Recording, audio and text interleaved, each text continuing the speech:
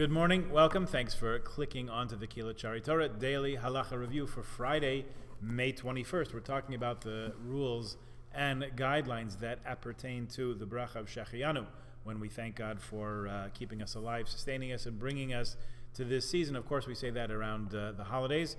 Each holiday gets its own bracha, usually bracha of Shechianu. At Hanukkah time, listening to the Megillah, at Hanukkah time or Purim, listening to Megillah or lighting the Chanukiah, lighting the menorah. Other holidays where there is Kiddush involved, it's a part of Kiddush and or candle lighting. For the rest of the time, it's over an event or over eating a new fruit or obtaining a new item, a new garment or something like that. When in doubt, we have a general principle that safek brachas lahakel. If we have a question, a doubtful situation with regard to a bracha, we say that we omit the bracha rather than say it if we're not completely sure that we need to say it, based of course on the idea of not saying Hashem's name for no reason. Based on this idea of safek brachas lahakel, if you're unsure if you said a bracha shechianu, so you don't say it again. You don't, just to be sure, say it again. If you said it, you said it. If you're not sure, so if you're positive you didn't say it, so then you do say Shechianu. What does not get a bracha Shechianu? There's no Shechianu recited over bread, over carob, over chickpeas, over cucumbers, mushrooms, pickles, potatoes, and radishes. According to some poskim, the bracha is also not recited over watermelon. Dried fruits, a fruit which is not available fresh all year, but which is available as a dried fruit, would not require Shechianu before eating it. Jam and smushed fruit. New fruits which are smashed to the point where they're not recognizable do not get a Shechianu. However, if there are pieces of fruit which you can identify, then you can say the bracha. And that also applies to a drink that's made of a new fruit. Many of the smoothies and so on, you can't see the fruit pieces in it anymore, but if you can still see the pieces, so you can make a Shechianu. Esrog jam. There's a fine custom on Tu B'Shvat to eat esrog jam. If you're real lucky, you have somebody make it for you and bring it. The question arises if you should say Shechianu or if the Shechianu that you said over the esrog on Sukkot is enough.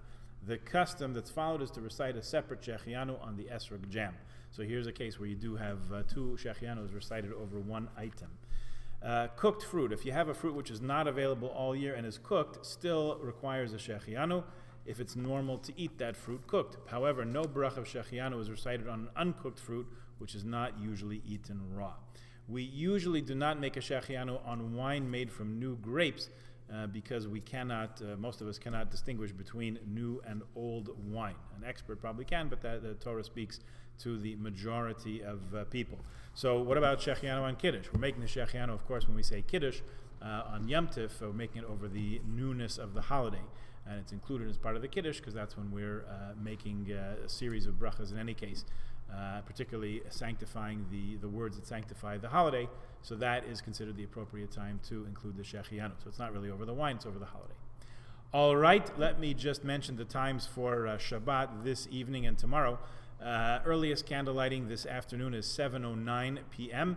And the actual candle lighting is 8:24. We're getting closer to the later Shabbosos of the year, 8:24. So if I don't believe we're having a minyan in Shul this Friday night. If we were gathering for Mincha and Kabbalat Shabbat, that would be at 7 o'clock. So if you'd like to daven at the time when others are also davening in our Kehillah, that's the advice of Kitzur Shulchan Aruch. If you can't be there, at least daven at the time when the Kehillah davens.